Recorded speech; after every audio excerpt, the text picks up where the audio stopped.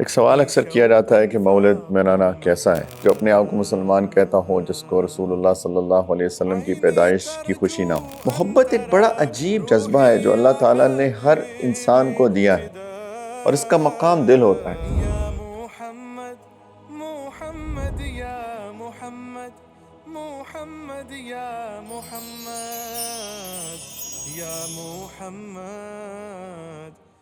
السلام علیکم ورحمۃ اللہ تعالی وبرکاتہ۔ الحمدللہ وکفی وسلام علی عبادہ الذین اصطفی، اما بعد اعوذ باللہ من الشیطان الرجیم، بسم اللہ الرحمن الرحیم۔ لقد جاءکم رسول من انفسکم عزیز علیہ ما عنتم حریص علیکم بالمؤمنین رؤوف الرحیم۔ سبحان ربک رب العزة عما یصفون وسلام علی المرسلین والحمد للہ رب العالمین۔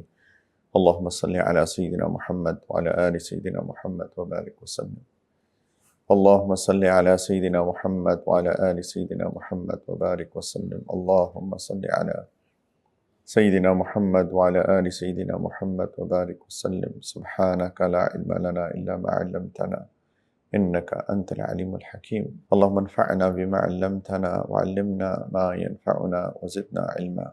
ربیع الاول کا وہ مہینہ ہے جس میں نبی کریم علیہ السلام کی پیدائش بھی ہوئی، اسی میں نبی کریم علیہ السلام کا وصال بھی ہوا۔ اس چیز کے اندر کوئی سرٹنٹی نہیں ہے کہ کون سی تاریخ تھی رسول اللہ صلی اللہ علیہ وسلم کی پیدائش کی۔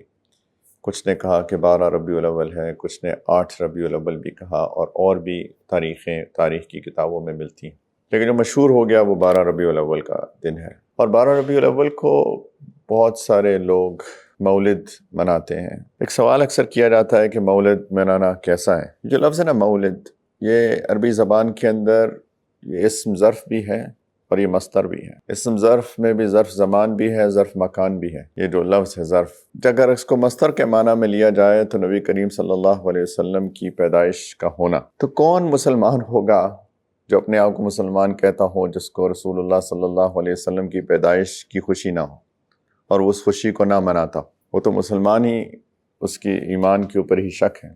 ہر مسلمان اللہ کے رسول صلی اللہ علیہ وسلم کی اس دنیا میں آنے کی خوشی مناتا ہے، لیکن اس کے علاوہ کیا کرنا ہے، کیا نہیں کرنا، اس کے اندر بہت ساری باتیں کی گئی ہیں۔ اور بات یہ ہے کہ کوئی بھی ہو، ارسپیکٹو کہ کوئی بھی کسی بھی طبقہ فکر سے تعلق رکھتا ہو، کوئی بھی اس کا اسکول آف تھاٹ ہو، لیکن میرے ایکسپیرینس تجربے میں تو یہی ہے کہ ہر بندہ ربیع الاول کے اندر سیرت کے جلسے کرتا ہے، ہر بندہ نبی کریم علیہ السلام کی شان میں باتیں کرتا ہے، اور یہ بہت اچھی بات ہے۔ لیکن صرف ایک چیز جس کا خیال کرنا چاہیے کہ ہماری یہ باتیں، ہماری یہ یاد دہانی، ہمارے یہ مذاکرے صرف ربیع الاول تک محدود نہیں ہونے چاہیے۔ یہ باتیں تو ہر روز ہونی چاہیے، یہ باتیں تو ہر ہفتے ہونی چاہیے، یہ باتیں تو ہر مہینے ہونی چاہیے، یہ باتیں تو پورا سال ہونی چاہیے۔ لیکن ہمارا مسئلہ کیا ہے؟ ہمارا مسئلہ یہ ہے کہ ہم لوگ بحیثیت مسلمان ایک بہت ہی روبوٹک ہو چکے ہیں۔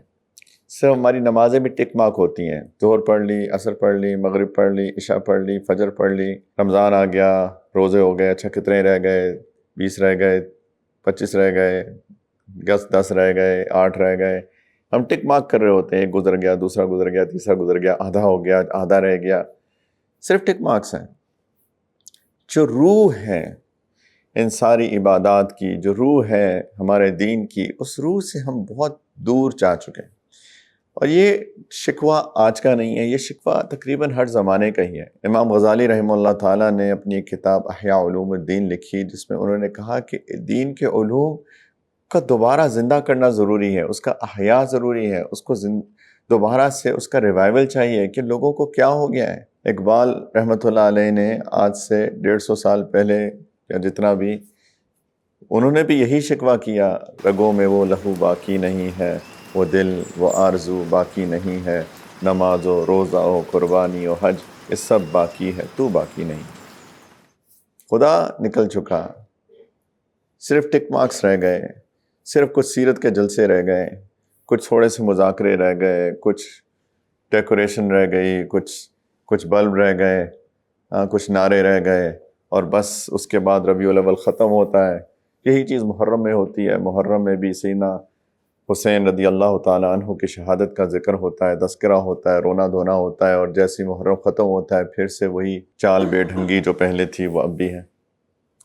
یہ بہت خطرے کی علامت، خطرے کی علامت اس لیے ہے کیونکہ اصل جو اساس ہے، بنیاد ہے اس مولد کی، میلاد نبی صلی اللہ علیہ وسلم کی، اللہ کے رسول صلی اللہ علیہ وسلم کے مبعوث ہونے کی، وہ بنیاد، وہ اساس نکل چکی ہے، اور وہ اساس و بنیاد ہے میرے بھائیوں، محبت۔ ہم لوگ اتنے سخت دل ہو چکے ہیں کہ ہمارے دلوں سے محبتیں نکل چکی ہیں۔ نہ والدین سے محبت رہی، نہ اولاد سے محبت رہی، نہ شوہر سے محبت رہی، نہ بیوی سے محبت رہی، نہ اپنے ہمسایوں سے محبت رہی، نہ ساتھیوں سے محبت رہی۔ محبت ختم ہو گئی، دل کی سختی ہے۔ نہ استاد سے محبت رہی۔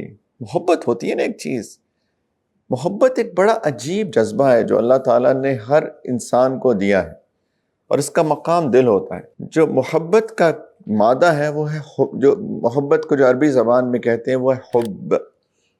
بہت سارے الفاظ ہیں محبت کے، لیکن ایک لفظ جو محبت کا عربی زبان میں ہے وہ ہے حب۔ بہت پیارا لفظ ہے حب، اور حب یہ اسی مادے سے ہے جو کہ حب ہے، حبن، دانے کو، بیج کو، سیڈ کو حب کہتے ہیں۔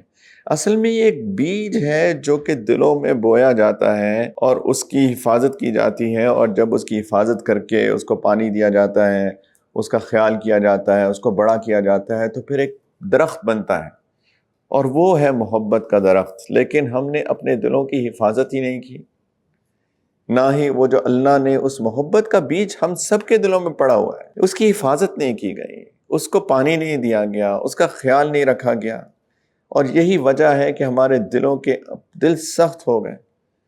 قرآن گواہ ہے اس کا۔ ثم قست قلوبکم من بعد ذلك فهي كالحجارة او اشد قسوة، اللہ تعالیٰ نے فرمایا اس کے بعد ان کے دل سخت ہو گئے، پتھر کی طرح سخت، بلکہ پتھر سے بھی زیادہ سخت، کہ پتھروں میں بھی اللہ تعالیٰ فرما رہے ہیں کبھی کبھی پانی پھوٹ پڑتا ہے، کبھی وہ بھی اللہ کے خشیت سے گر پڑتے ہیں۔ تو اللہ تعالیٰ فرما رہے ہیں پتھر بھی تمہارے دلوں سے بہتر ہو گئے، تمہارے دل تو پتھروں سے بھی سخت ہو گئے۔ اور یہ بہت خطرہ ہے، یہ جیسے میں بار بار عرض کر رہا ہوں کہ بہت خطرہ ہے کہ ہماری محبت ختم ہو گئی۔